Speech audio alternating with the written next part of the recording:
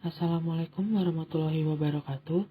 Kami dari kelompok Martebak yang beranggotakan Ananda Farel, Fadli Alfian, Palujah Ramadi ingin mempresentasikan tentang sistem dan dinamika demokrasi Pancasila.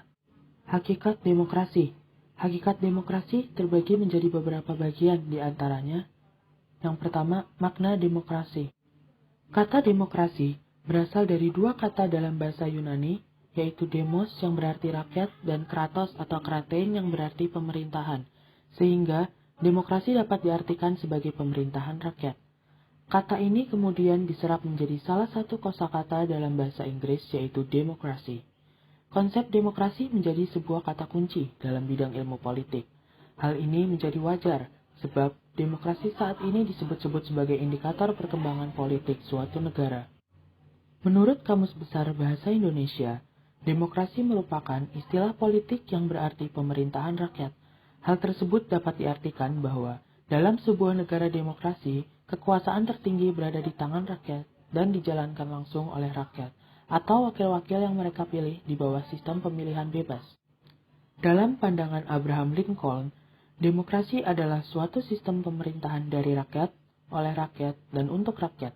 Artinya, rakyat dengan serta-merta mempunyai kebebasan untuk melakukan semua aktivitas kehidupan, termasuk aktivitas politik tanpa adanya tekanan dari pihak manapun. Karena pada hakikatnya yang berkuasa adalah rakyat untuk kepentingan bersama. Selanjutnya yaitu klasifikasi demokrasi.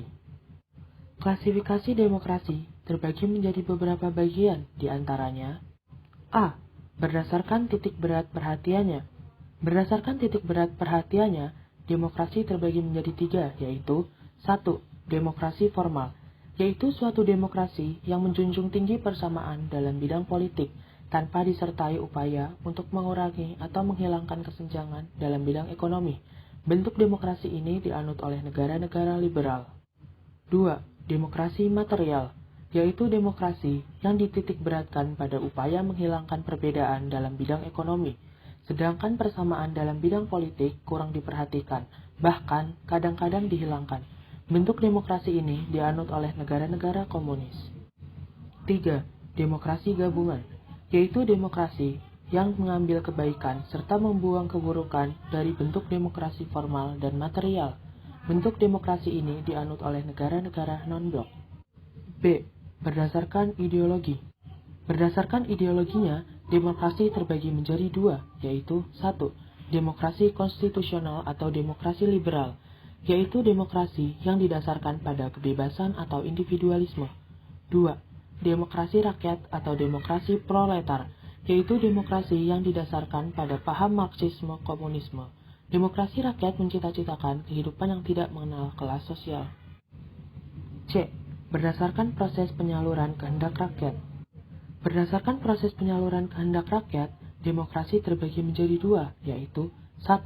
Demokrasi langsung, yaitu paham demokrasi yang mengikutsertakan setiap warga negaranya dalam permusyawaratan untuk menentukan kebijaksanaan umum negara atau undang-undang secara langsung. 2. Demokrasi tidak langsung, yaitu paham demokrasi yang dilaksanakan melalui sistem perwakilan.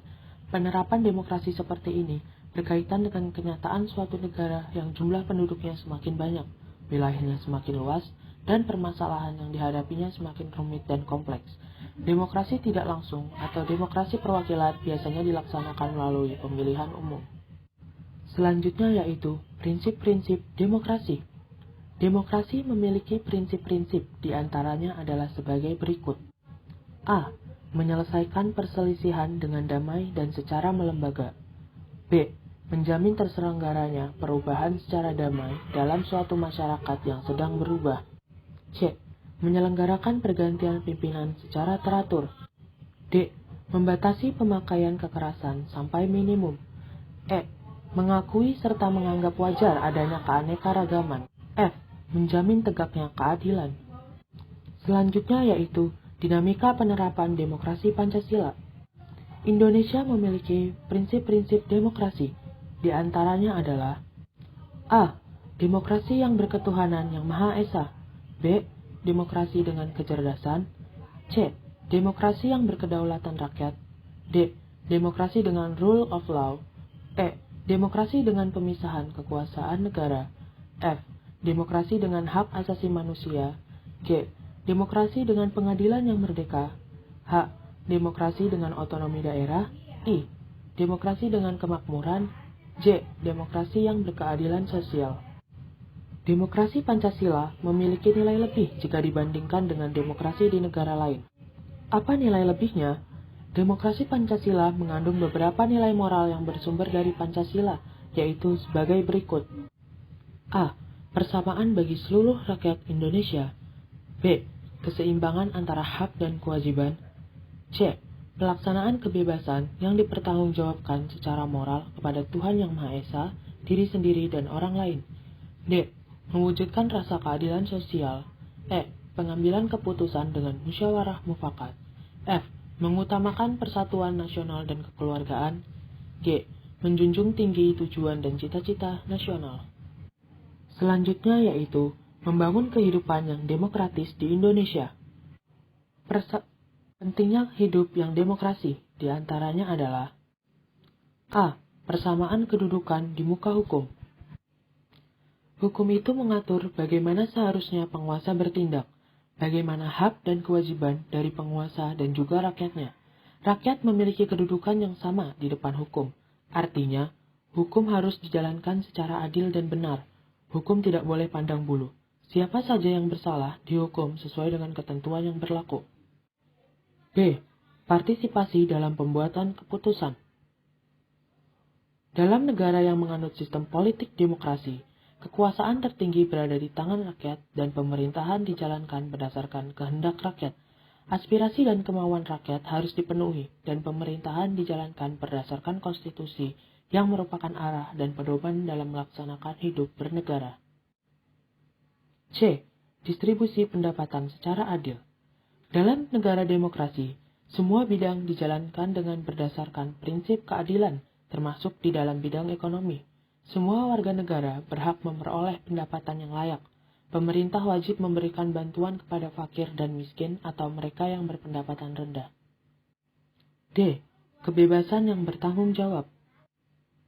Dalam sebuah negara yang demokratis, terdapat 4 kebebasan yang sangat penting, yaitu kebebasan beragama, kebebasan pers, kebebasan mengeluarkan pendapat, dan kebebasan berkumpul. 4 kebebasan ini merupakan hak asasi manusia yang harus dijamin keberadaannya oleh negara. Selanjutnya yaitu perilaku yang mendukung tegaknya nilai-nilai demokrasi. Di antaranya adalah A. Membiasakan diri untuk berbuat sesuai dengan aturan main atau hukum yang berlaku. B. Membiasakan diri untuk bertindak demokratis dalam segala hal. C. Membiasakan diri untuk menyelesaikan persoalan dengan musyawarah. D. Membiasakan diri untuk mengadakan perubahan secara damai, tidak dengan kekerasan. E. Membiasakan diri untuk memilih pemimpin melalui cara-cara yang demokratis. F. Selalu menggunakan akal sehat dan hati nurani dalam musyawarah. G. Selalu mempertanggungjawabkan hasil keputusan musyawarah kepada Tuhan Yang Maha Esa, masyarakat, bangsa, dan negara, bahkan diri sendiri. H. Menuntut hak setelah melaksanakan kewajiban. I. Menggunakan kebebasan dengan rasa tanggung jawab. J. Menghormati hak orang lain dalam menyampaikan pendapat. Jadi, kesimpulan yang dapat kita ambil dari materi ini adalah, pada hakikatnya, sebuah negara dapat disebut sebagai negara yang demokratis apabila di dalam pemerintahan tersebut rakyat memiliki persamaan di muka hukum, memiliki kesempatan untuk berpartisipasi dalam pembuatan keputusan, dan memperoleh pendapatan yang layak melalui distribusi pendapatan yang adil.